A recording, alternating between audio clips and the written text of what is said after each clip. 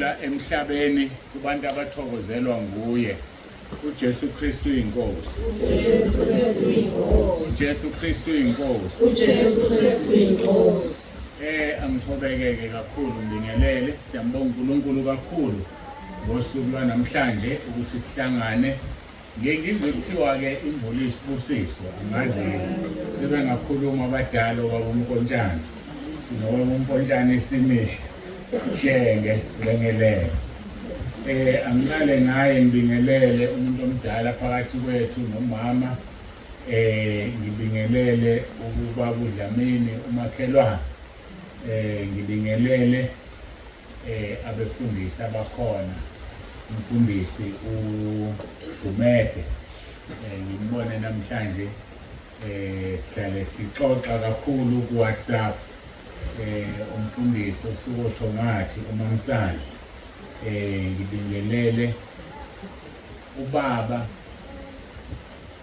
uJunia umpontshana, nangihlukanise phela manje ngoba kunosini nomama. Sifikile ekhaya, siyambonga kakhulu uNkulunkulu.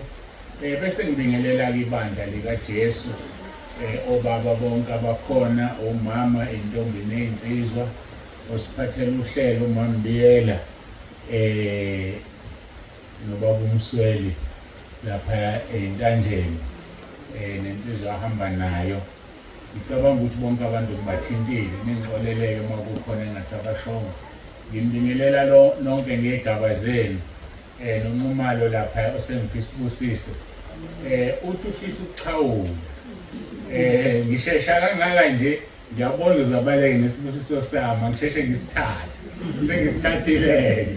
Ngiyabonga Nxumalo, siyambonga kakhulu uNkulunkulu, siyathokoza ukuba khona la eJozini. Baba umpontshana Shenge uSenior, cha mina ekhaya kuKwaMaphumulo, unkosikazi ola engwavuma eMathobeni. Ngithi manje induku enhle kuthiwa igawule ezizweni. Ukhumbula ukubuka lapho emama usebheke phansi uyathokozela. Ngivele imele yami. Namhlanje angazi wenze njani noma uyagodola. Kumele lokhu ehlale ijeqeza iyama. Ikhamera lesithatha izithombe eziphuma ku-YouTube. So bonke abese badlula la bazovela ku-YouTube. Bengisaxoxa ukuthi induku enhle igawule ezizweni. Ngake ngakhona la ngisebenza, ngasazi iminyaka emibili noma emithathu, ngathi ngahamba-ke senginamafoto. Kusho ukuthi indawo yala-ke ngiyayazi kakhulu, ngisebenzile ngoshaya phansi komseleni kwaMngwanase. Ngangidayisa i-insurance, so iy'kole ngangihambela kakhulu namaklinikhi, so indawo yalana-ke ngiyayazi. Siyambonga-ke kakhulu uNkulunkulu ukuthi sikwazi ukubuya, ngibuye ngingasaphethe i-insurance, ngiphethe i-insurance yangempela yasezulwini, hhayi le yasemhlabeni, ngoba konke okwasemhlabeni kuyadlula, kodwa izwi likaNkulunkulu olenzayo kumele kuze kube phakade. Sekukhulunyiwe-ke okuningi. Inkinga-ke yalabantu abakhulumayo babumpontshana, angisakhulumi noJunia manje, babumpontshana khona lona abangamboni, sebelokhu bethi ubaba uNsibande uphethe ivangeli besho konke abakushoyo. Abasho kimi ukuthi abamboni lo Mgibelo, sebedina bekhuluma kumina-ke. Mina ngiyindoda egitshele. uJesu wathi uma izongena eJerusalema, wathi kubafundi bakhe, kunembongolo ekhona, tholele imbongolo mbani niyolithulula, nithi inkosi yalidinga. Uma benibuza abanikazi bayo, ngesikhathi-ke sebefike nalo, kuthiwa abantu ababekhona balimbathisa ingubo, bazendlala phansi lahamba phezu kwengubo. Kwakungenzelwa uyithole kahle kahle, kwakwenzela ozoligibela. So kodwa kwadina kubenefitha lona, ayikho imbongolo yake hamba phezu kwengubo ey'gqokwa abantu ngaphandle kwaleyo. Okungikuthi-ke nami benze ngathi bancoma mina, bacabanga lokho bona, mina ngenzeli udumo umuntu. Ilo Mgibelo udumo luya kuyena inkosi yethu uJesu Kristu. Siyambonga-ke, sinikeza yena udumo lonke. Awu, engathi ngiyanetha lokhu, ngiqhubeka kancane, ngizwa ngihlala yitonsi la. Siyambonga ke sinikezeni udumo uNkulunkulu lonke. Vele sekonakele kanje. Ngenxa yokuthi ke kukhona noma ke ngiqala iculo ukuze ke singaphazamiseki. Ngalo lona lolu suku bevukile abenkosi befundiswe ngobukhosi bayo sebebuthwa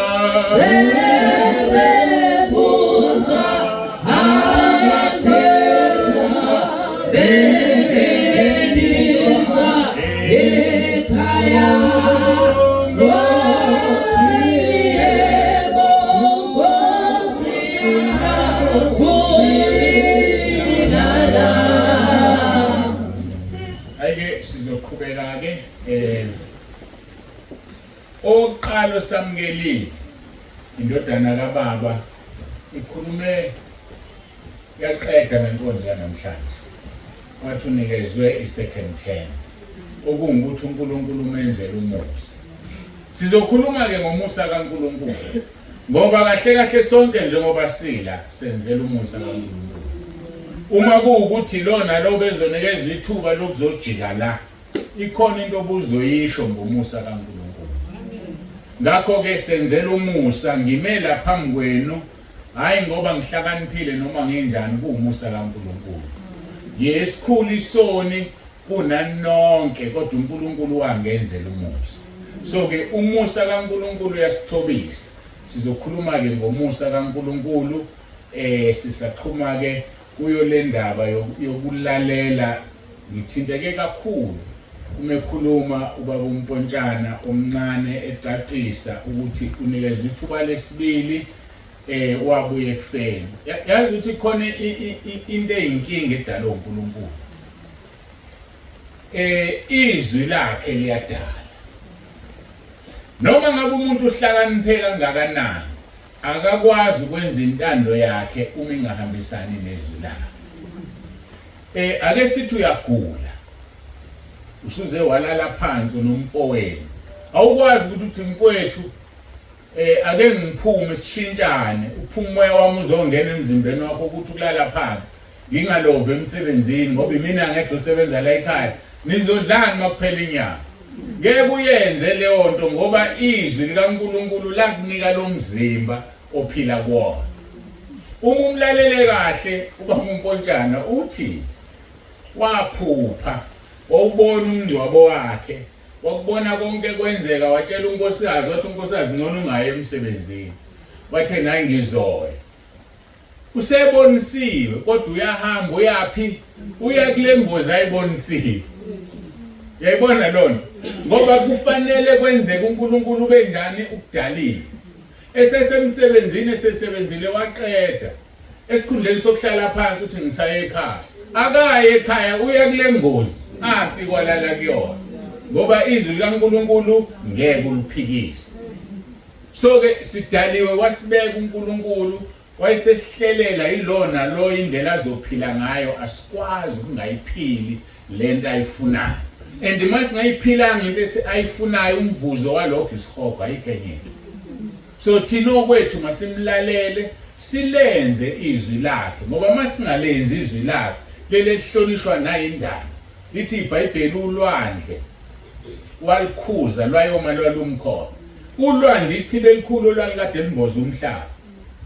Ulwandle malithanda lungasimboza sonke sife kodwa luhlonipha izwi lakhe wathi anodina la.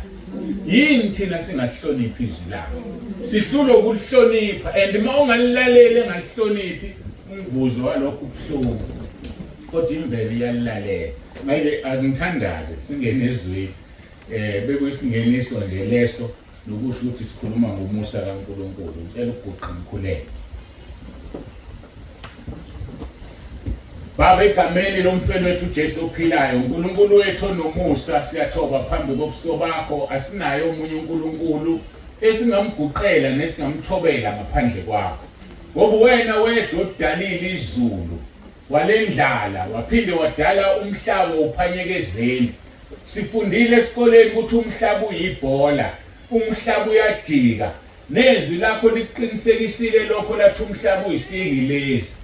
Kodwa umbuzo omkhulu lo libhola libanjwe yini lihlezi kuphi? Wawuthatha umhlaba uphanyekezeni umile la ukhona ngezwi lakho. Singobani ke thina esingelilalela izwi lakho na? Siyakubonga ke Nkosi usenzele umusa ukuba sikwazi ukuhlangana namhlanje sizizwi lakho. Siyacela usiphe amandla ukuthi silenze.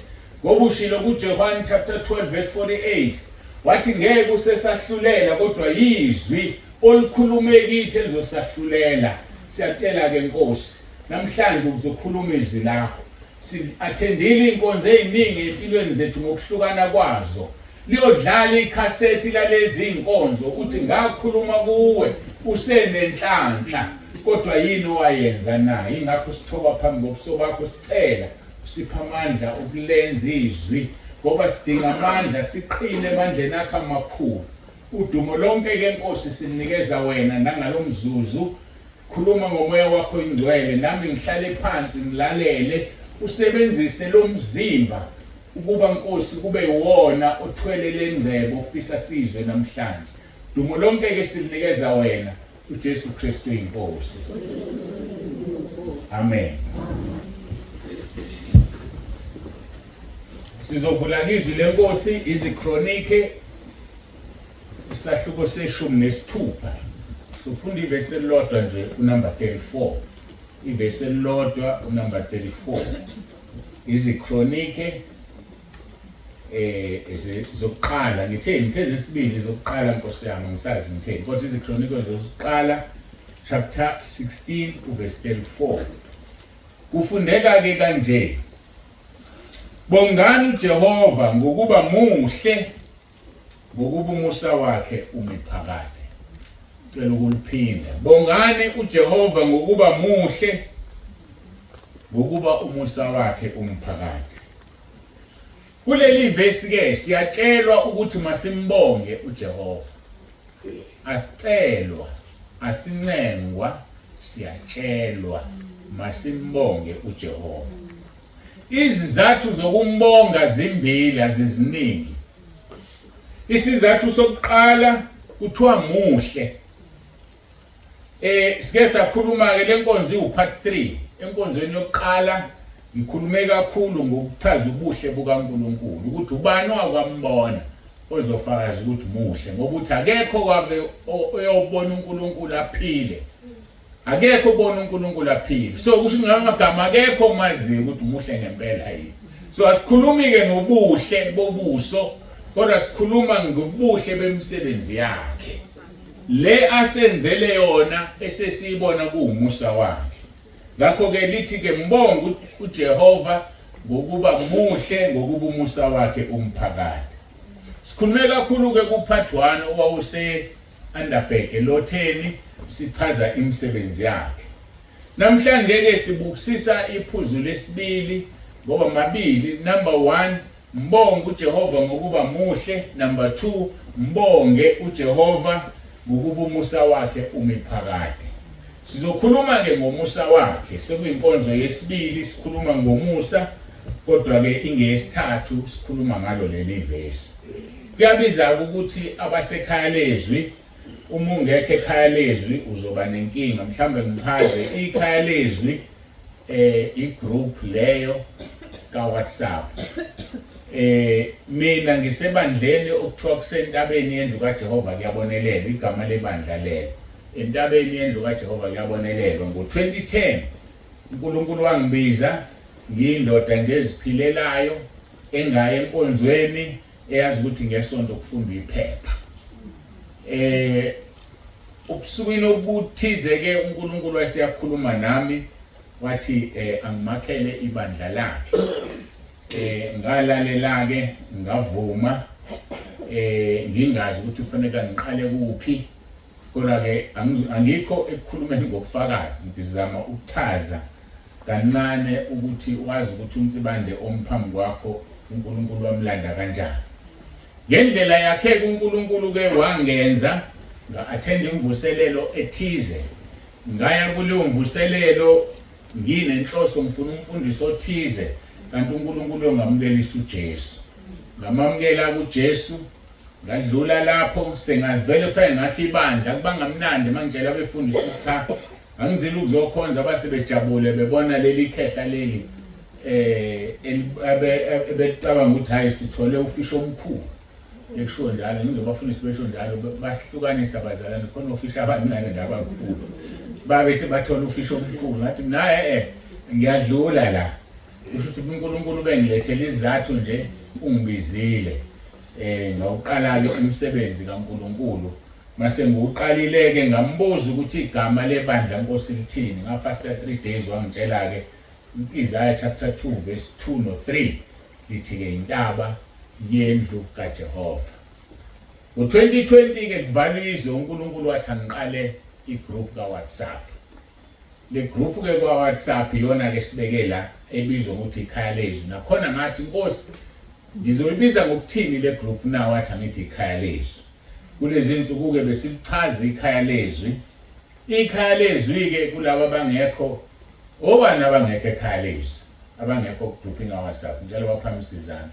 ngibabona ababaningi kade ukhona abanye abesaba ukuphakamisa izandla ngoba ngiyabazi thabela angizosho lutho-ke ngiyabazi angizobagagula kodwa ngizoqhubeka-ke nokuchaza ikhaya lezwi ubani ulizwi uJesu angithi so ke ikhaya lezwi ikhaya likaJesu ngoba uJesu ulizwi uma ke uJesu ulizwi ethi angakhe ikhaya lakhe uhlala phi uJesu njengamanje usezulwini ngakwesokunene sikayise ikhaya lakhe lisezulwini uma ethi asakhe igroup eyikhaya lakhe kusho ukuthi ikhaya lakhe akahlezi kulo ngezwi lakhe asikushumayeli kokunye la sikhuluma izwi kuphela asishumayeli ibandla bengichaza ngoba kufanele ngazwe phela ukuthi ngiphuma kodwa ngizile la ukuzo represent intabeni indlu kaJehova kuyabonelela ngizo represent izulu ngoba ikhaya likaJesu izwi likaNkulunkulu kuleli khaya ke eli group kunenqwaba yabafundisi bamabandla ahlukene ba over 600 ababishop abashbishop abapostoli zonke inhlobo zikhona khona nodokotela bezwi abafunda iBhayibheli balitadisha bakhona zonke izikhundla zabazalwane zikhona amabandla ahlukene akhona banye abafundisi bafaka amabandla abo so ingakho ke ngabe ngenza iphutha mangingama la ngishumayela ibandla angishumayela ibandla kodwa njengoba sonke sila sinezibongo ezingafani asixabani ngokuthi awuyena wakwaNsibane namanje ayikho into esixabanisayo ukuthi asilona ibandla elilodwa ngoba sikhonza bani uNkulunkulu oyedwa ngendodana yakhe eyathi indlela neqiniso akekho zoza kubaba ngaphandle kwakhe so ayikho into ofanele siyibange kuphela ukulalela izwi bese siyalenza into ezokufaka ezulwini abekho abakwaNsibane ezulwini abekho abakwaMpontshane ezulwini khona abantwana bakaNkulunkulu ngiyamthanda umama ukhulume kahle kabi kukhona abantwana bakaNkulunkulu abangazalwanga ngendoda noma ngegazi intando yendoda noma ngani kodwa ngokwenze njani ngokwamukela uJesu bonke abamamukelayo Johana oqala chapter verse 12 wabapha amandla ukuthi babe ngabantwana bakaNkulunkulu siqhamuka lapho ngilapho la ngikhona asiqhubekeke sikhuluma ke ngomusa kaNkulunkulu noma ikuphi lapho ukhona mawubhekisisa nje uyawubona umusa kaNkulunkulu mangikubuka ubuka mina lithi izwi lenkosi singumfanekiso kabani kaNkulunkulu umusa kaNkulunkulu kade kune COVID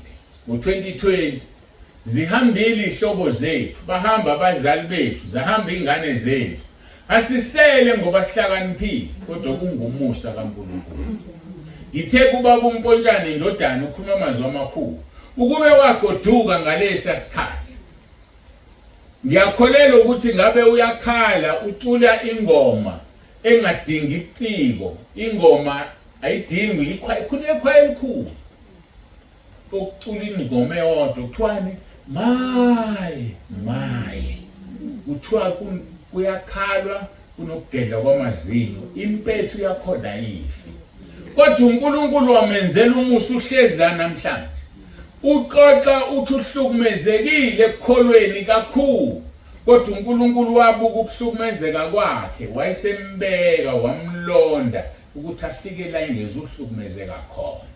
So umusa kaNkulunkulu lona. Lithi-ke lelizwi, bongani uJehova ngokuba muhle, ngokuba umusa wakhe umi phakade.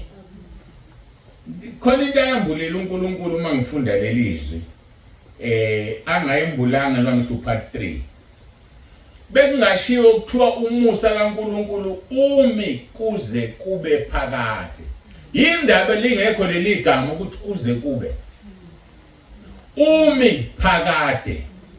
Uma sithi umi kuze kube phakade, sisho ukuthi uqala manje ukuma uzoma kuze kube phakade. Kodwa makuthiwa umi phakade, kusho kade wama kusukela phakade kuze kube phakade. Yabona lo mahluko? Umusa kaNkulunkulu umi phakade, hayi ukuthi umi kuze kube phakade. Ezifu uqala namhlanje usuzohlala ke kuze kube phakade, cha uvele ukhona umile nje. Umusa kaNkulunkulu ke esimkhonzayo. Ngelinye ilanga ke kwaba nomkhosi eJerusalema. Ufuna ukuxoxa le ndaba ngoba iyona indikimba yalo musa kaNkulunkulu esikhuluma ngawo namhlanje. Ngifisa ningiphindele benilalelisise. Niyayazi nijwayele kodwa ngiyamkhola umoya ongcwele. Khona izinto azoziveza esizozimangala bese siubona umusa kaNkulunkulu. Itholakala kuJohn chapter 5 verse 1 kuya ku9. Ngizoyisummarize noma ungayivulanga. Thoke kwakunomkhosi wamaJuda. Inkosi uJesu yakhuphukela eJerusalema. Iya kulo mkhosi. Before ifike khona eJerusalema esidlula esangweni lezimvu. Kuleli sango lezimvu kwakukhona ichibi elibizwa ngesiHebheru ukuthi Bethesda. Sizoyikhumbula lo ndawo. Mayefika ke la kuwo leli chibi malichazwa kuthiwa ke igama lalo ngesiHebheru iBethesda. Lali nempheme ewu5. Kule mpheme kwakulele zonke inhlobo zabantu abagulayo. Asibuye ke size la. Lithi iBhayibheli igama lechibi ngesiHebheru kwakuthiwa iBethesda. uNkulunkulu engihola kuyangidlulisa kutheni lisho ukuthini igama elithi Bethesda.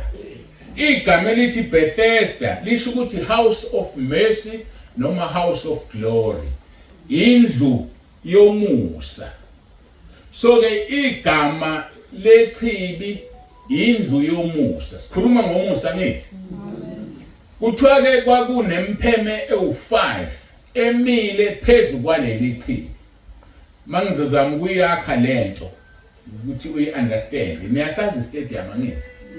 Istadium la kudlalwa khona ibhola. Ufike kube inkundla laphansi. Bese kuba nendawo yokuhlala abantu enompheme phezulu ukuthi banganethi. Ngamanye amagama leli chibi singalifanisa nestadium. Bese kuba nempheme ewu5 okwakuhlala khona abantu belinde ingelosi ezamazamisa ichibi. Siyasibona lesithombe engisakhaya. Unumber 5 ezwini lenkosi usho umusa kaNkulunkulu. Uma uphenya nje umusa kaNkulunkulu unumber 5. So ke kusho ukuthi laba bantu babehlezi echibini elibizwa ngeBethesda okuyi house of mercy, okungukuthi babehlezi echibini elibizwa ngomusa kaNkulunkulu.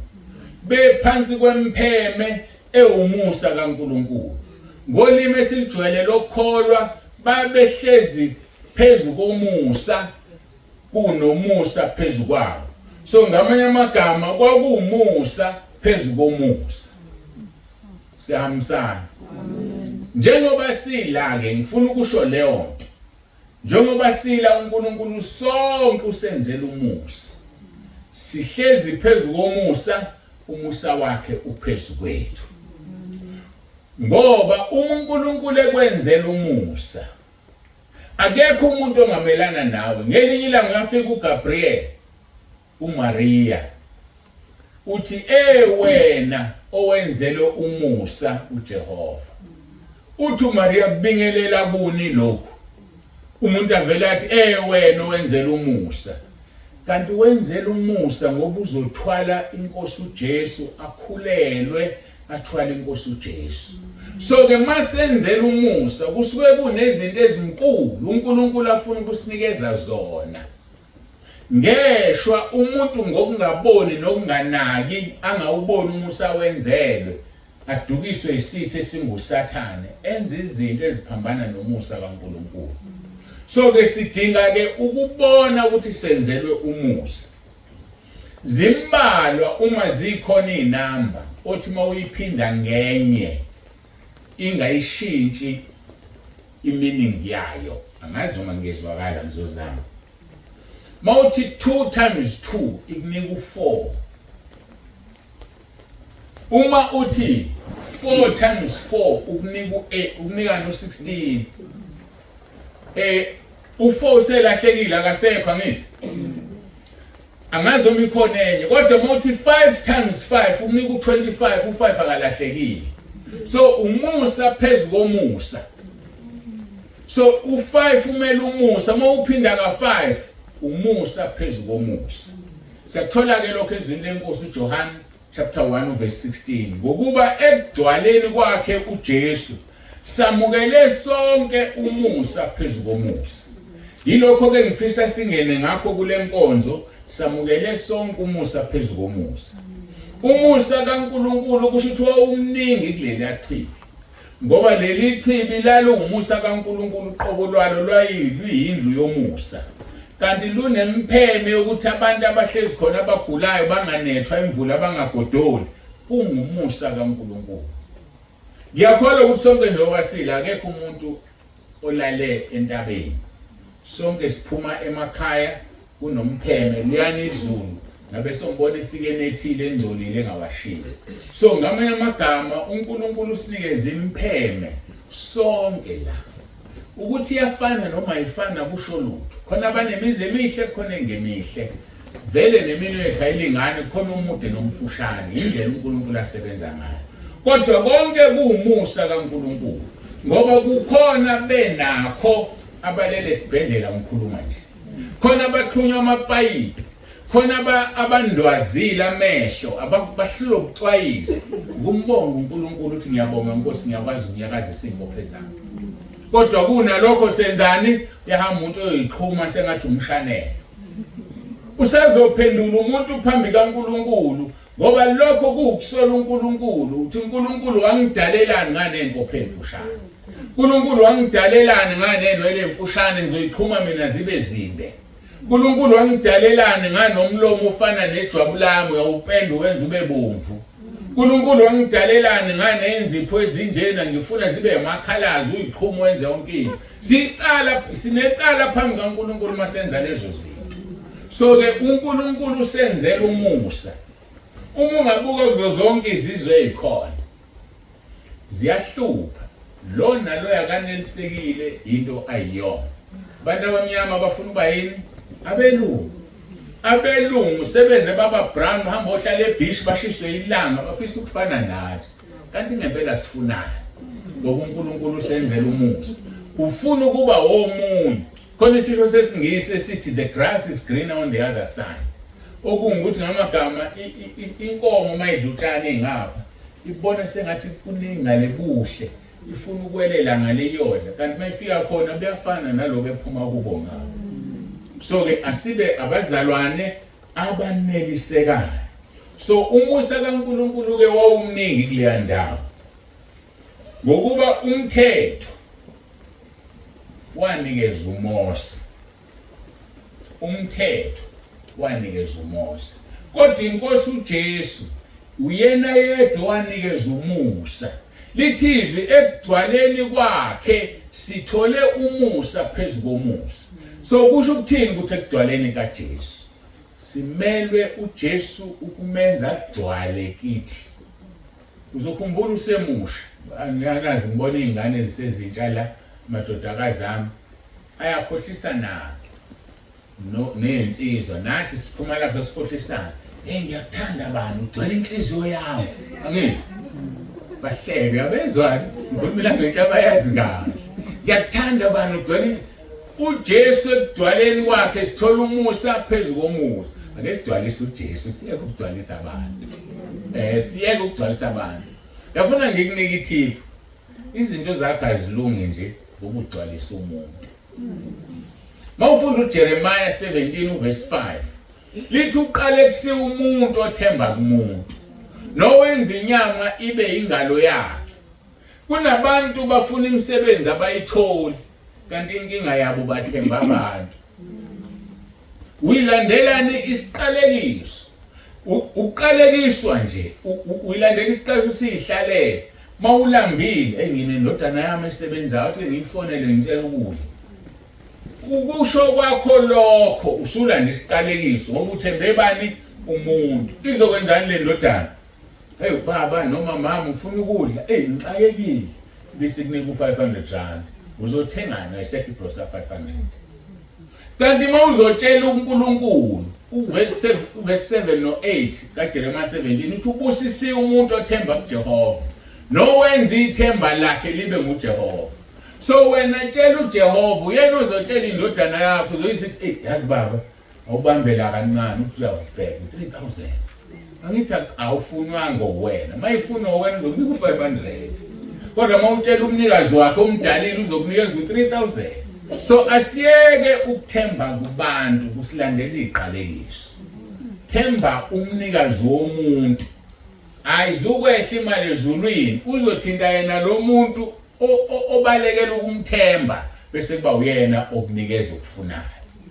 So ke thina ekudwaleni kwakhe uJesu sithola umusa phezu komusa. Ngakho ke uzamile uJesu ukubonakala nokubonakalisa uyise kubantu abaningi kodwa abakwazanga ukumbona. Uzamile ngoba engafuni sithembane sodwa. Ngelinye ilanga uhlala phansi nabafundi bakhe lapha kuJohn 14 uyaxoxa. Uthe ekhaya kababa kunezindlu eziningi. Uma kunganjalo bengiyontshela ngakho ningakhathazeki. Ngizobuya nginilanda. Usethi ke uPhilip uverse 8 kaJohn 14. Nkosi sikhombisa uyihlo kusanele. Kusho ukuthi abanelisekile ukubona uJesu. Bathi sikhombisa uyihlo kusanele. uJesu wathi kuye awufili. Isikhathi esingaka nginani. Awukangazi na. Ayibona into uthi yaphambana. Uthi lo sikhombisa uJesu, uthi uJesu awungazi. Ngoba mina ngikubaba ubaba ukimi. Isikhathi esingaka nginani uthi angimkhombisa ubaba. Engani mina ngikubaba ubaba ukimi. So ke ileyo nto uma sivumela ukudwala kwenkosi uJesu kithi sizoba nomusa phezu komusa. Umusa phezu komusa. Hayi isiqalekiso phezu kwesiqalekiso. Ngoba uma uthemba umuntu uzilandela isiqalekiso. Uthi kuJesu kuFilipi, ongibonile mina ubonile ubaba. Usho kanjani ukuthi sikhombisa ubaba? Ongibonile mina ubonile ubaba. Awukholwa yini ukuthi ngikubaba nobaba ukimi na? Babekhuluma kahleke lapho ngoba babebonana ngani ngamehlo. Thina ke siyamazi uJesu. Siyamazi uJesu. So sinelungelo lonke ngokobuntu uthi sithi Nkosi Jesu ngikhombisa ubaba wakho abese kubuza ukuthi khona mina usawangibona. Mina ke lokufuna ngale kwami mina angazi yini. So ke uJesu uthi uma sigcina amazwi akhe siwalonda uzohlala kithi nobaba wakhe eze kithi bese beyazibonakalisa kuthini ukhiye kwenzizwe. Ayizinto eziningi asenzizwe. Sonke singamabandla ahlukene siphatha iBhayibheli elilodwa. Kodwa silenze izwi asikhonzi ngokufana. Kudalwa yini lo? Isithe esinguSathane siphethe nje iBhayibheli kodwa sifuna ukulifunda, asifuna ukulenza. Abanye balidina ngesonto elifundela umfundisi wakhe ahambe eliphethe lilale intuli iviki lonke. Kanti siliphethe izwi. Mawuphethe izwi uphethe ulizwi. Mawuphethe ulizwi uphethe ikhaya lezwi. Mawuphethe ikhaya lezwi uphethe izulu uqobo lwalo likuwe izulu. Sifuna liphi izulu ngoba izulu sikulo kuphi la emhlabeni. Uthi lapha ngoba seRoma chapter 14 verse 17 uthi umpostoli Paul umbuso kaNkulunkulu akusikhona ukudla nokuphuza kodwa kungukulunga nokuthokoza emoyeni ongcwele. So kungukulunga nokuthula nokuthokoza emoyeni ongcwele. So ngamanye amagama uma sisekhaya lezwi sihlezi nolizwi sisezulwini ngoba ikhaya likalizwi uhlezi ngakwesokunene sikaBaba. Yikho izwi leNkosi Kolose chapter 3 lithi uma nafa noKristu nakano kwaphezulu lapho uKristu ekhona. Uma nafa noKristu ukuphila kwenu kufihlwe noKristu ekuNkulunkulu. So sithi siphila la emhlabeni ukuphila kwethu kufihliwe noJesu ekuNkulunkulu. So wena uzobona ubaba uDlamini kanti awuboni yena akekho la. Ukuphi usezulwini usembusweni kaNkulunkulu. Kuthi makuvela izimo zisivelele mhlambe ngiyalinganisa ngishonelwe ingane abantu bangilinde ethi ngizokhala kubi kunzima. Ngidabuke ngibonakale kodwa ayingalendlela enicabangayo. Why? Ngoba ngifihliwe ubuhlungu ngibuzwa ngaleyo ndlela. So uma sikuKristu ukuphila kwethu kuyafihla. Kodwa ukwazi ukufihla ukuphila kwakho uphile esonweni ngoba uKristu ungcwele, uNkulunkulu Baba ungcwele, umoya sinikeze wona ungcwele, ikhaya esika kulona ezulwini lingcwele. So uma ungekho ngcwele ngeke kube nakho ukuthula. Uma ungekho ngcwele akukho ukuthokoza. Mawungekho ngcwele akukho ukulunga okungukuthi wena uzothi ukubusa kuwukudla nokuphuza. Kanti ukubusa umbuso kaNkulunkulu akusikhona ukudla nokuphuza. Umbuso kaNkulunkulu ungukuthokoza emoyeni ongcwele. Ube nokuthula ukuthi kunezimo obhekene nazo but ube nepeace enhlizweni. Ngoba le peace esenhlizweni ikumoya ayikho enyameni. Inyama sizofa kumbe umgodi ithwala inhlabathi lesifula. But umphefumulo awufi ngoba umoya kaNkulunkulu awuphefumulela kuwe wawusuyaphila. So umoya awusoze ufe. Uma ungenzi kahle ulindwe isihogo ozoshaya usingu naphakade. Uma wenze kahle umphefumulo wakho uzojabula inguna phakade. But inyama izobe kuphi lapho? Dala yabola amathambo kwaphela. Ngoba noma uJesu esebuya sivuka la sangcwatshwa khona kodwa sivuke ngalo yamzimba, sivuka ngemizimba emisha ewumoya. Athi umpostoli Paul simele ukububula ukuthi silakanyiswe baseKorinte besibili chapter 5 silakanyiswe ngalomzimba ngokuthi malidilizwe leli dokodo sinomzimba ongenziwanga ngezandla.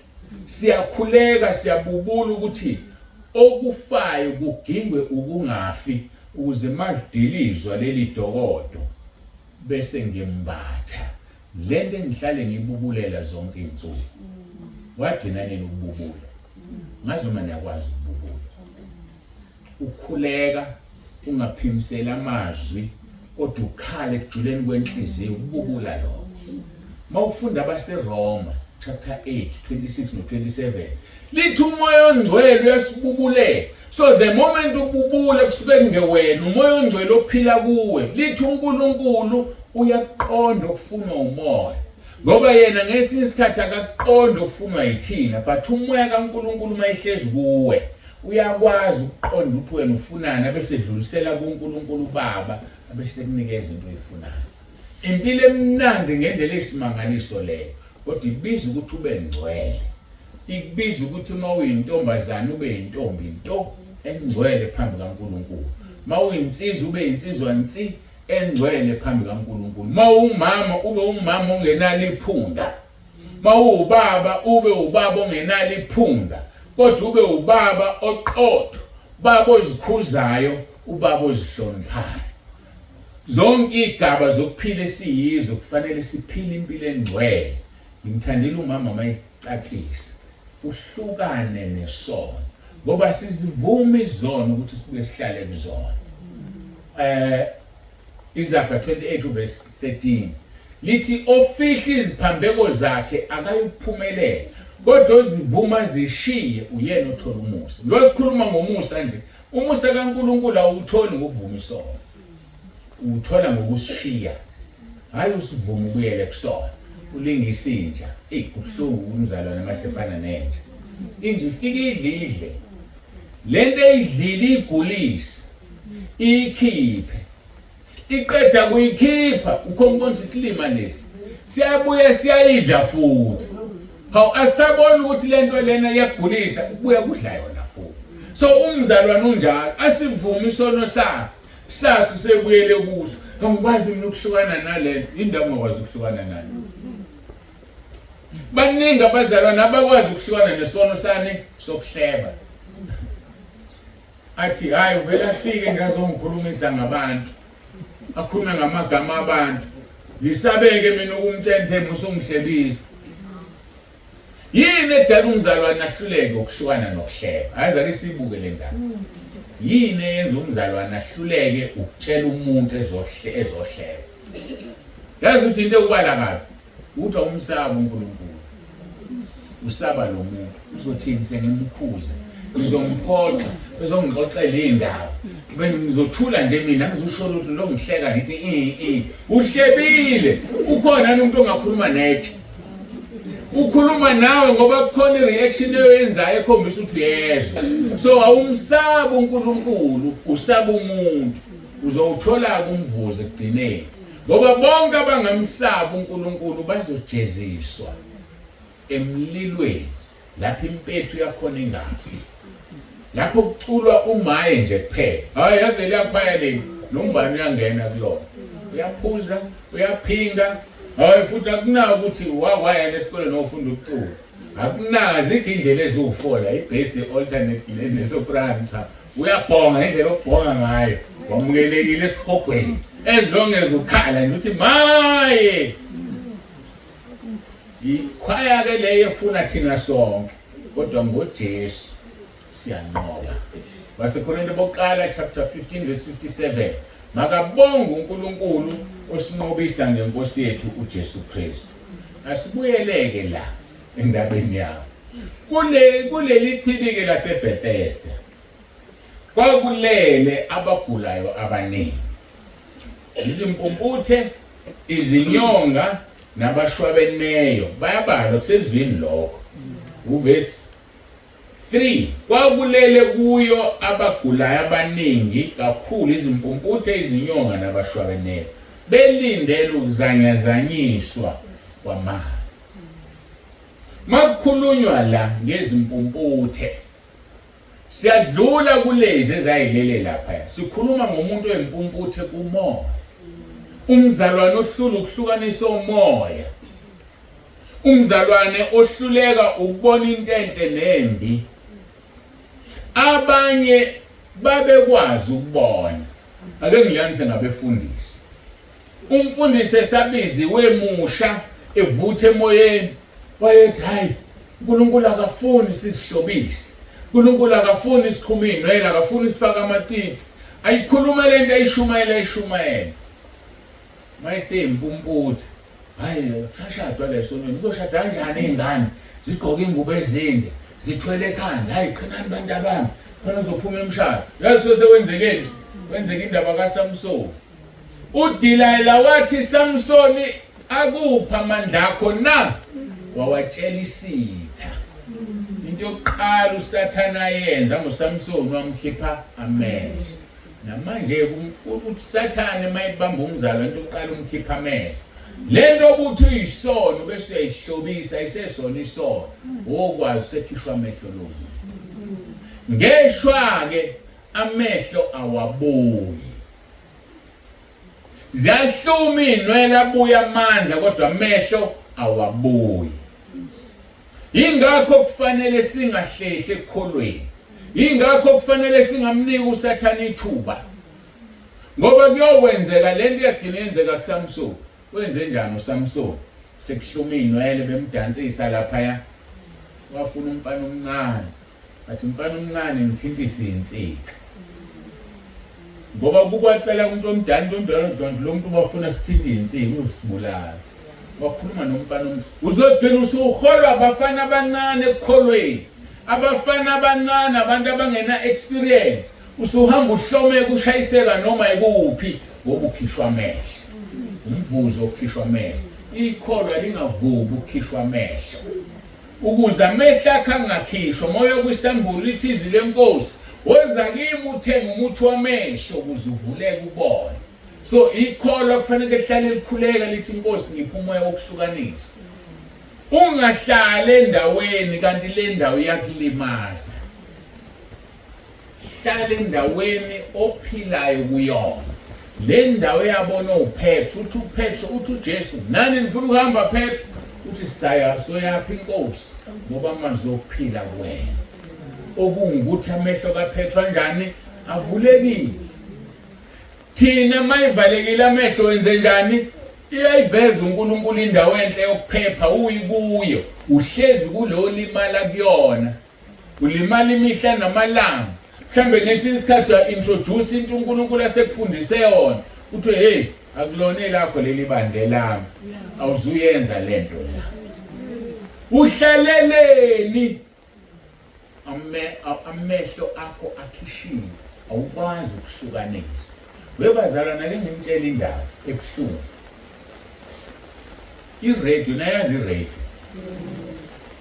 iradio esenze example sithi neziteshi eziwu100 uyiplaka ugesi inikeze zonke iziteshi eziwu100 uhamba ugesi nowasifika ugesi ungekho la mawufaka amabhesha ayikuniki iziteshi eziwu100 iyakunika ngithi umahluko ukuthi amandla isiwadonsa kuphi yambona umfundisi oshaya uSathane ushumayela ngendlela bevele eshumayela ngayo akashintshi ngiyangizwa kodwa asiyeke ukugeja abantu ngokuthi bashumayela kanjani uthi uJesu nobabona ngezithelo zabo akusho lutho ukuthi umuntu ushumayela uthini noma ushaya isono noma wenzani into esemqoka ushumayela ngamuphi umoya ngingama lapha ngwe ngisishaye sonke isono njengoba ngisishaya nje kodwa mangisifebe lelizwe engilikhulumayo lihamba nomoya wobufebe lophuma nonke la neyofeba kanti lo moya uthelelwe yimi engimkuphi phambi kwenu uthola omunye umfundisi akayilona negagu unebandla elikhulu mayishumayela abantu bayaphenduka bakhala usibani ngoba kalona igagu kwenze njani akuyena oshumayelayo uyintshumayelo yakhe ihamba nani nomoya ongcwele umoya ongcwele uzakhela ibandla akusiyena umuntu umoya kaSathane odestroy ibandla wakhe likaSathane uthole ligcwele elikhulu kugcwala izitedium kanti zigcwaliswa uSathane ngoba lo ufunda izwi kodwa lihamba nomoya wasebukhopeni njenge-radio yokunika yonke into oyifunayo umahluko ukuthi amandla wadonsayo uthi kumpostoli Phawuli qinani enkosini nasemandleni ayamakhulu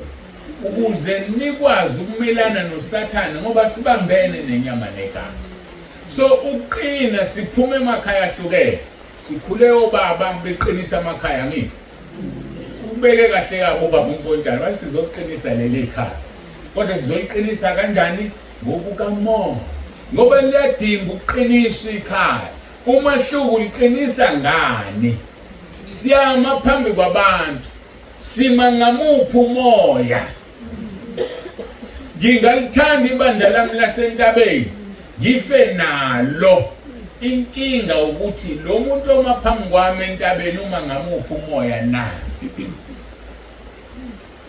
ake ngiyaxolisa ukuya lapha ngoba ngazi nami ngiye kanjani mawufunda amakubo 1 verse 1 lithi izwi lenkosi uqale kuse umuntu ohamba ngeziluleko zababa enye yeinkinga lele ethi iqalekiso ngiyaxolisa ngenxabanisi nomakhelwane uyakholwa wena la uvelelwe inkinga uya kumakhelwane ongakholwa uyofuna ini usizo ufuna kululeke sewulanda isiqalekiso qale kusiya umuntu ohamba ngeluleko zababa noma-ke masilikhotha exactly lithi ubusisiwe umuntu ongahambi ngeluleko zababa. Uma mina ngiwumfundisi wakho ngishumayela ivangeli elihamba nomoya wasesihogweni, uzongena kanjani wena ezulwini? Kungena engani wenganywe idimoni lawo. Uzongena kanjani? Uzothi hayi ngihlezi nje mina ngiyakholwa ngeqiniso mina. Hayi mina angizenzi izono ngingcwele mina. Kodwa ubani wenza ama-instructions kabani? Mayethi akusukunye kunikele kusho bani? Kusho idimoni linikelise wena unomoya ongcwele. Angazi uma ngiyangizwa ngithini. So asiyeke ukuthi sithi nomoya kaNkulunkulu sithathe iluleko emadimonini. Masithathe iluleko kumoya ongcwele. Lokho ke kuzolungiswa wena ngokuthi shine where you are. Into osuyitholile ephilisayo ifake kuleli khaya olubona amabala liphile nalo ngoba abantu abafelwe inkosi uJesu nabo bayidinga lento osuyitholile ekhaya lethu. Ngoba mawuphuma ubaleke bazoyithatha. uNkulunkulu uzolifuna kuwena igazi labo. Faka lento uNkulunkulu athi ifake kodwa ngendlela. Ngoba umusa wakhe umiphakade, umusa wakhe wethu sonke usanele sonke. Ungathi musutholile umusa bese uyawubhodla ufihla. Usuthi afike ezulwini. Yazi khona isithombe angasikhoniswa uNkulunkulu esibuhlungu. Uthi uyafika ezulwini. Bese ukhonjiswa abantu. Thulu line ubheke esihogweni. Uyababona laba bantu uthi yebo Nkosi ngiyababona. Ngangidalile ukuthi bayophenduka kushumayela wena. Noma ngangidalile ukuthi bayophendulwa inkambo yakho. So bayesihogweni ngoba wena uphila ngeqiniso. Ujoyine lo line ushone khona. Hawu Nkosi angiphinganga ngitshontshanga ngenzanga 1 2 no 3 yebo igazi labantu ngifuna wena. Join them. So sonke njengoba sila uNkulunkulu usinikeze umsebenzi. Asizukuma sonke epulpit. Iphila insindiso khona abazophila basindiswe ngokuphila kwakho nje insindiso. Umethu mangcwele sukuma ufakaze ebandleni sukuma ufakaze. Mayethi mawuqala ufakaza thana uJesu Kristu inkosi ungabi namahlo. Yisho ukuthi uJesu Kristu inkosi. Mabekuchallenge bekubuza batshela ukuthi kusho ukuthini ukuthi uJesu Kristu inkosi.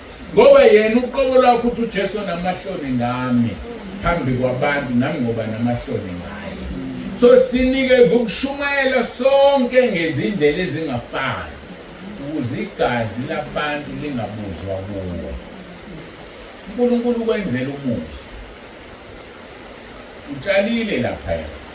Tshaleni amaklabishi yalinganisa. Amanzi akude. Ufuna ukuthelela amaklabishi akho uzokwenza njani?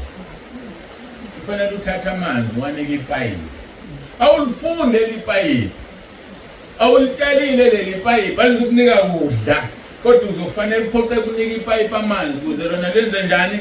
Lwadlulisele ekapshini. Ngakho musudlala ngomusa unikiwe ngoba mhlawumbe unikwe lo musa. uNkulunkulu bengakufuni wena. Kodwa useyakunika ngoba efuna udlulisa, usadlulisa. Akwenze njani ke? Athi vele ngangashongo ngifuna ezulwini ngishona esibhobheni. Ngoba utholile umusa wadlala. So uthi umpostoli Paul angidlali ngalomusa. Angiwenzi umuize umusa ukuthi uKristu wangifela esiphambanweni. Ngoba kusho ukuthi uKristu wafelize. uJesu sifelile sonke uyasithanda. Asingawenzize lo musa. Hayi asidluleke. Siye lapha ke. Uthoba kunomuntu sengiyiphethe indaba yami. Wayesehlala iminyaka emingaki? 38. Mayefika uJesu, khumbula ukuphi lo muntu. Uhlezi endlini yomusa, phezulu kwakhe kunempheme yomusa, umusa phezulu komusa. Afika uJesu aqonde kuye ngqo. Ngesikhathi uqala leli verse lapha kuJohane chapter 2 uJesu waye emkhosini wamaJuda.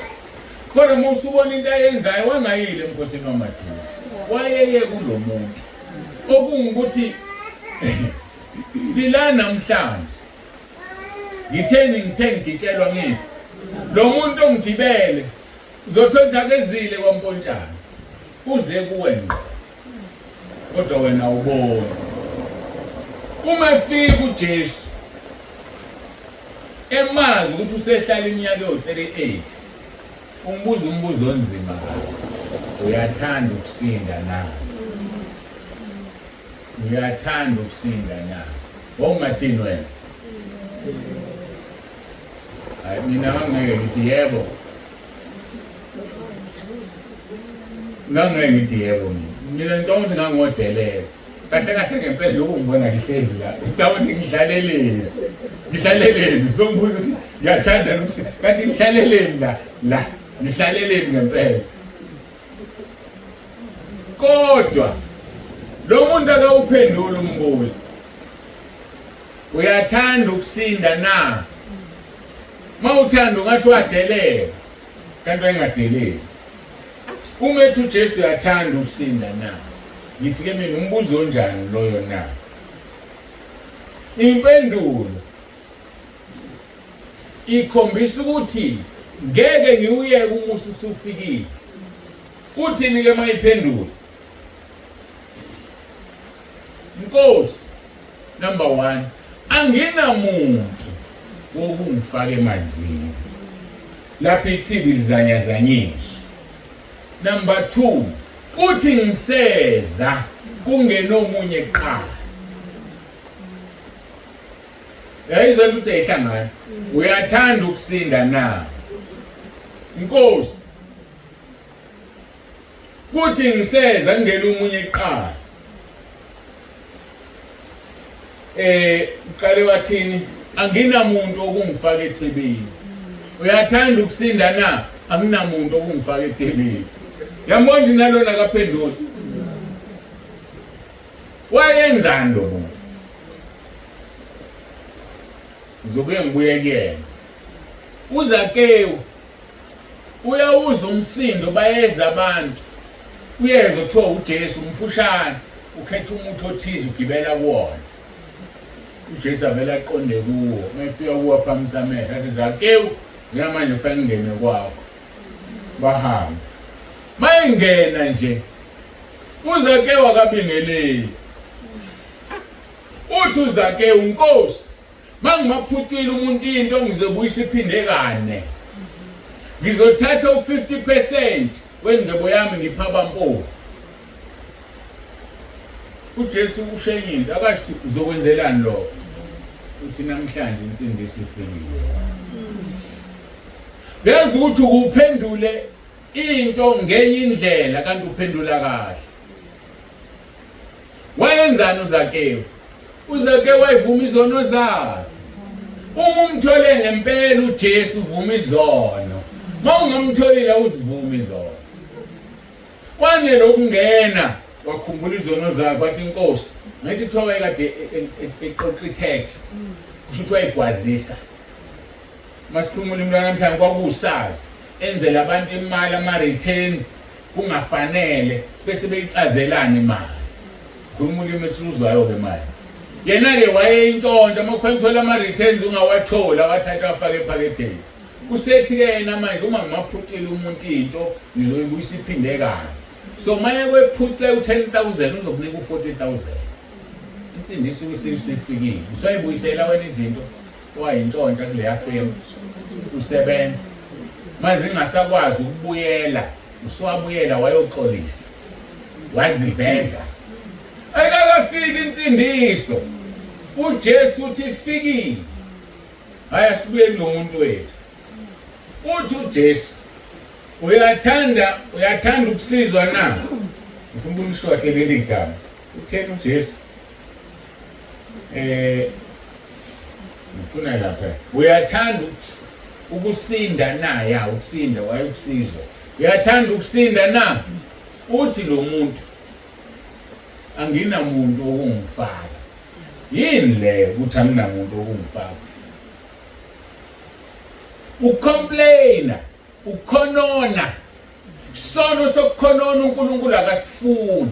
Uvuma isono sakhe sokukhonona. Ukuthi kade ngahlala la Nkosi anginamuntu ongifakayo. Malishisa ilanga uthini ngaze ngafa ilanga. uyacomplaina kodwa ufile usaphila namhlanje usuwasho kangaka ukuthi wafa ilanga ngafa amakhazi uNkulunkulu kubantwana bakwaIsrayeli ababecomplain endleleni wababulala bafikanga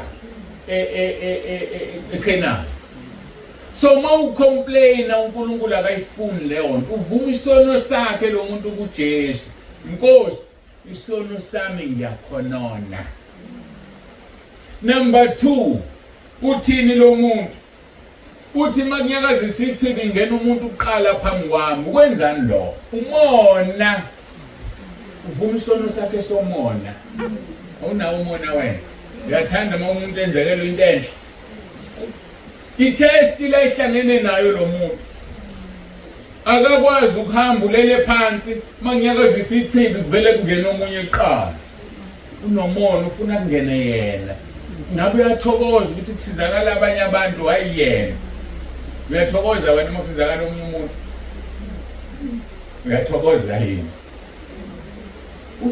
uJobe chapter 42 verse 10 lithi uNkulunkulu wambusisa waphinda kabili konke kwamlahlekela ngesikhathi ekhulekela abangani bakhe. uNkulunkulu amthanda umuntu onomona, akamfuni umuntu ozikhulekela yena, akamfuni umuntu okhulekela izingane zakhe, akamfuni umuntu okhulekela indoda yakhe, okhulekela umkakhe, khulekela abanye abantu. uNkulunkulu uzoqala abusise wena ngalokho okudingayo ngaphambi kwaphendula umkhuleko wakho, abusise labo bakhulekelayo. Ngesikhathi uzikhulekela wena unomona, ufuna izinto ezinhle zize kuzo ukubuka nje. Usiyabona ukuthi indawo umkhuleko wakho ungaphenduli ngoba uzikhulekela wena. Ake siyeke ukuyikhulekela. Ake sikhulekele umakhelwane ongenamali yokusingane yakhe euniversity. Khulekela umakhelwane ongenaso isinkwa azosidla. uNkulunkulu uzonika wena okuningi. Uzokwenza lento yani epayipi. Uzonikeza wena bese uya makhelwane. Nasi isinto engiphathele sona eJobheni. uNkulunkulu akazusehlise ezulwini. Uzosinika wena ukuthi wenze njani umnike. Ngeke kodwa ube nenhliziyo yokumnika umunjani ungamkhulekeli. Ngesikhathi umkhulekela ubona isidingo sakhe. Awuyazi imali nginayo. Awuthi ngimthengele. Ngizohlala kanjani nalo makhelwane? uNkulunkulu uzobusisa. Alisiyeke-ke manje bazalwane ukuyikhulekela. Ngoba ngesikhathi ukhulekela omunye umuntu uNkulunkulu ubusisa wena. Lo muntu kuvuma izono zakhe. Manje sezivumile. Yazi ukuthi kunezono eziningi. Isono somona siqhuma into eningi, siqhuma inzondo, siqhuma amagqubu, ukhona ukuhleba phela unomona, konke uzomtshela upheke ukubani. Sike sikhoshela nje ngoba nakho ukuthenga imoto enhle. Umona njalo. Yabo uyahleba, unolaka, umona udonsa izono eziningi. Mawuvuma isono somona ushaya amadimoni amaningi. Uthini uJesu kuwe? Mayiseqeda ukusho lento. Sukuma uthabathe uhlaka lwakho uhambe. Asizitholi izinto ngoba sizivuma izono. Isaiah 59 verse 1 and 2 isandla sikaJehova sifinyeze ukusindisa. Nendlebe yakhe ayinzima ukuzwa ububi bethu obusahlukanisa nayo. Ake sidestroy ububi obusihlukanisa noNkulunkulu. Sibususe, vuma izono zakho. Uzakiwa vuma izono zakho. Bangixaka abazalwane abamelene nenkonzo yokuvuma izono ngoba eBhayibhelini badwela abantu abavuma izono. Ngisho uPaul ufunde lapha ku chapter 22 wezenzo. uPaul mawuqhubeka nazo uthi ngaye ethempelini ngathi ngikhuleka. Wathi kimi ngizokuthuma ngikuthume ezizweni. Wayesemtshela uzohlupheka kanjani? Uthini uPaul? Uthi ngeke bangamukele inkosi ngoba mina bengibahluka. noStefane ekhandwa ngamatshe ngangigadinga ingubo. Wenzani Pawulo? Wemvuma izono zakhe. Akodwa bakithi. Sibalekela ukuvumisa uPaul uyivumile izono wazivumisa. Mawufunda uChapter 17 wezenzo, kuthiwa beza kuye bazibika izeqo zabo base bethatha incwadi ababenazo zemlingo bayishisa. Lento esiyenzayo ekhaya lezwi, uma usuvuma isono sakho nento yokwebiwa uyithole ngendlela siyayishisa. Senzizwe. wena uhlezi nezinto ezingalungile. Akuzulunga lutho, kunamaphupho amabi, kodwa kwabo khona izinto engalungile. Bese wenza iphutha uthatha uphanise ngayo. Upha kanjani umuntu into esiqalekiso? Hayi wena dadewethu ngoba uyaliqoka ibhuluko nanga ngisafaka mina thatha wami. Futhi ufuna esikhopeni. Ngalento ifana nokuthi usindiswe unotshwala ubstock endlini. Uyakuthatha ukunikeza abantu ukuthi abawuphuze. Engani usona yona. Thatha utshwala ukuchithe. Ungabunika omunye umuntu ngoba usufundile ukuqala ekusini. Sizoya kanjani ezulwini bazalwane? Bathi abanye mase ngikhuluma kanje izulu ngiyalivala. Cha ngivali ngiyalivula. Ngilivuleke iminyango yonke ngoba usubona njengoba ngilungiselana nala ukuze ngenze njani ngene ezulwini asikhuleke. Baba ungcwele baba olungileyo siyazithoba phambi kobuso bakho siyabonga izwi lakho Nkosi sikhulumile ngomusa wakho phakathi kwethu. Akekho uNkulunkulu osithanda njengawe. Siyavuma ukuthi ukukholwa ngokwenyama kujulile kulukhuni ngeke futhi sikwazi ukwenza. Kodwa uma siba kumoya silalela silenze izwi lakho uzosilekelela sikholwe sihambe ngobungcwele. Ngoba sihambe ngokubona kodwa sihamba ngokukholwa. Siyabonga Nkosi umusa wakho osithande ngawo. Ngoba usiphathisi njengokwamacala ethu.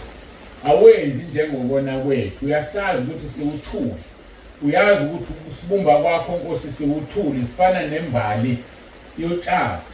Ethi mase buqhakazile kufika umoya uyisuse lembali ihambe ingabisayazi indawo. Siyacela ke Nkosi usisize. Singanaki iminako yalelizwe kodwa senze izwi lakho ngoba wenza intando yakho uzoma kuze kube phakade.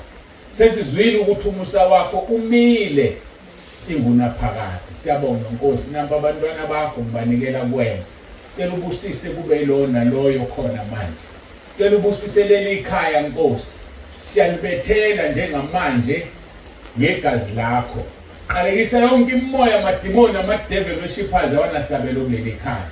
Uma kwake kwafika inyanga nezangoma zagqiba imithi ngiyayiqalekisa manje ngithuma wonke amadimoni esihogweni. Liyakhululwa leli khaya. Ifafaze igazi lakho phezulu. Ibiza amasosha akho asezulwini ushilo amaHubo 34:7.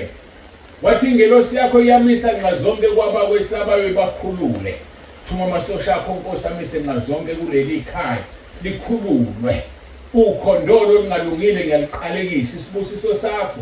Asihlale phezulu kwaleli khaya ngoba bakwazile Nkosi ukubiza abantwana bakho endaweni eziningi ezihlukene bazolalela izwi lakho. Umvuzo wabo omkhulu ezulwini. Ngikhulekela bonke ke Nkosi abafikile kuleli khaya. Ukuba imindeni yabo Nkosi uyibusise. Qalekisa imimoya amadimoni amandla kumnyama kulelo khaya nalelo khaya eli-represented la. Okukhona umuntu ophuma kulona. Ngiyacela Nkosi ukubusise, ubusise umndeni wakhona. Babusise nesibusiso sokuthi bazane nawe basindiswe kulelo nalelo khaya. Ukuba Nkosi kungabikho umuntu ozobhubha ngenxa yokuthi ilunga lomndeni belikule nkonzo labuyela emuva nesibusiso. Ngiyacela ke uNkulunkulu wami ukuthi umusa wakho omkhulu uhlale phezulu kwalona loyo. Ngiyakhuleka Nkosi ukuba emakhaya ethu yalo umoya wokugula kungaguli ingane noma ubani. Yalo umoya wokuhlupheka kungahlusheki, umoya ongasebenzi abantu abathola imisebenzi basebenze. Wonke umoya wesitha kuthumele esihogweni. Ngegunya onginikeze lona kuMathewu 18:18 wathi ngikubophe emhlabeni kuboshwe ezulwini. Engikhulule emhlabeni kukhululwe ezulwini. Mabakhululwe abantwana bakhe emandleni kaSathane. Ngiyakhuleka Nkosi bonakalisa ubukhulu bakho manje. Dumo lonke silinikeza wena sithi uJesu Kristu inkosi. Amen. Ngiyacela ukuthi ngimkhulekise abathandayo abaseRoma 10:9. Ngikhuleka abaseRoma 10:9 awukhulekwa abantu abangakholwa kuphela. Ukhulekwa ayihlala nje ngikhululeke ngisazochazela. Ukhulekwa umuntu ofuna ukuya ezulwini. Umuntu ofuna ukuya ezulwini sithandaza uRoma 10:9. Mawufunda leli verse lithi uma uvuma ngomlomo wakho ukuthi uJesu uyinkosi, ukholwe enhlizweni yakho ukuthi uNkulunkulu wamvusa kwabafileyo uyasindiswa. That is a complete salvation. Mawukhuleka nje la. So masisindiswa-ke sisindiswa usuku nosuku. Uthe kumama uyalisaba leli gama lokusindiswa. Usanyathele ithwala. Hayi ungabusalisaba-ke manje mama. Mawuthandazela umthandazo engushoyo ungabusalisaba. Ngoba siwuthandaza njalo, siwuthandaza kaningi. Umthandazo wathandazwa iselelesi. Kwakunezelelesi ezimbili ibethelo zoJesu. Sithe sinye mawunguKristu yehle esiphambanweni usehlise nathi. Sithe sinye awuboni ukuthi lo ulenga la kenza amasono na. Okwethu silathi nakusifanele. Sesithi selelesi Jesu uzungikhumbule embusweni wakhe. Lesi selelesi sasivuma ukuthi uJesu Kristu uyinkosi. Ngoba akekho umuntu onombuso engeyona inkosi. Masithi Jesu uzungikhumbule embusweni savuma. uPaul engakawubhala uRoma 10 othi uma uvuma ngomlomo wakho ukuthi uJesu uyinkosi yasindiswa. Neyizwe lona. So ke ngizacela abathandayo umvumo uJesu ukuthi uyinkosi. Basukume ngoba uvula izulu. Uma kwenzeka angifuni ukulinganisa ngawe ngoba uzothi umuntu wayesifisela ukuthi uma kwenzeka ngingafiki ekhaya namhlanje ngimthandazisele omkhuleko ngoba nami ngizomuthandazile. I know wathi ngisekhaya ezulwini ngoba ngenze njani ngizivulele izulu njengeselelesi. Hayi abathanda ukuvula izulu abasukume isikhuleke abaseRoma 10 verse 9. Kodwa mawufuna ukulivala izulu uhlala phansi. Awufuna ukulivala hlala phansi. Kodwa mawufuna ezulwini asikhuleke uzosho emva kwami. Yikho ngithi abathandayo asikhulumi ngokuthi uyakholwa noma ukholwa. Sonke sifuna ezulwini. Masifuna ezulwini asemvuleni bafowethu. Cela nisho emva kwami. Roma 10 verse 9. Nkosi Jesu. Ngiyavuma ngomlomo wami ukuthi uyinkosi. Ngiyakholwa enhlizweni yami ukuthi uNkulunkulu wakuvusa Nkosi Jesu kwabafileyo. Ngiyakhuleka egameni lakho Nkosi Jesu. Ukuba ungisindise. Usathane angimfuni. Amadimoni ngiwafuni. Ngiyacela Nkosi Jesu.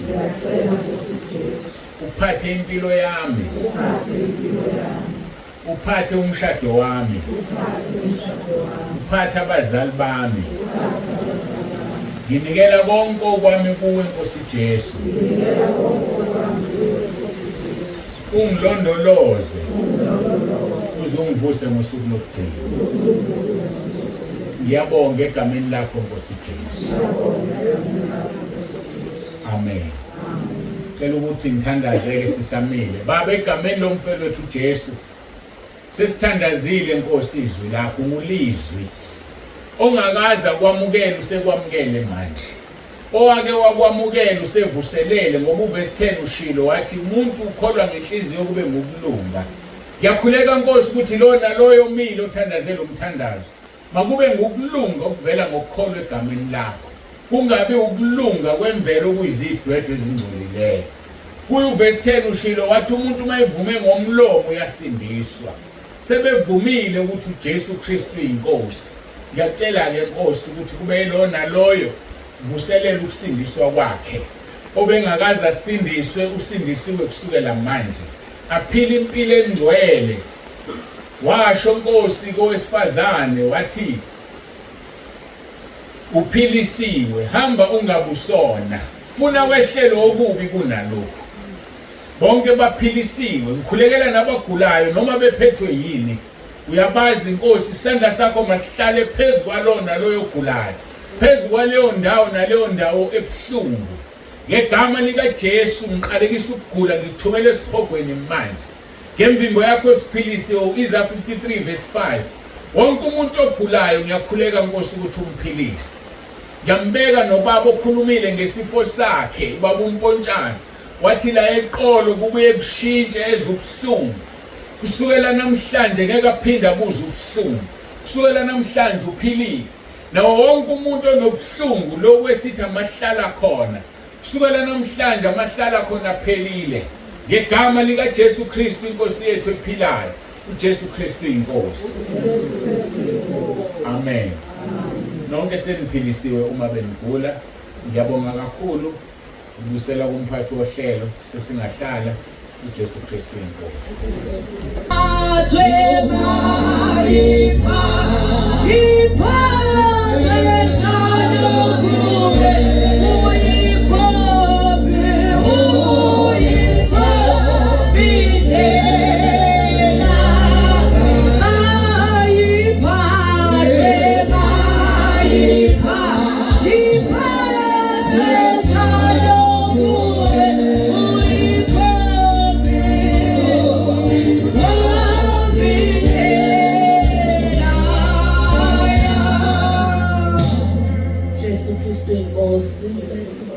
uJesu Kristu inkosi.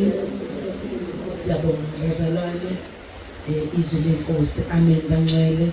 Sizoqhubeka bangcwele nohlelo lwethu senkonzweni yomnikelo egameni lenkosi yethu uJesu Kristu. Amen.